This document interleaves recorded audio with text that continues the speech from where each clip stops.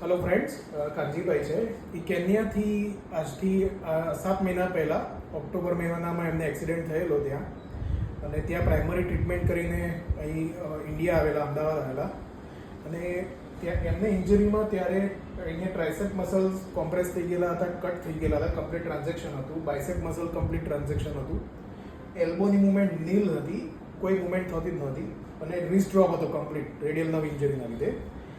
હવે લગભગ 7 મંથ્સ થયા છે, અને result after tricep muscles repair, bicep muscle repair અને રેડિયલ નર્વ રિપેરનું એકદમ કમ્પ્લીટ રિકવરી થઈ ગઈ છે, અને ગ્રેડ 5 જેટલો પાવર ઓલમોસ્ટ આવી ગયો છે. પહેલાં આપણે રિસ્ટ ડ્રોપ માટે જોઈશું. પંજો ઉપર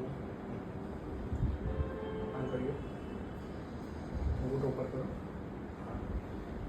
એલ્બોનું ફ્લેક્શન, અહીંયા બાયસેપ મસલ્સ રિપેર કરેલા છે. વાળો કોઈ તકલીફ? ધક્કો મારો.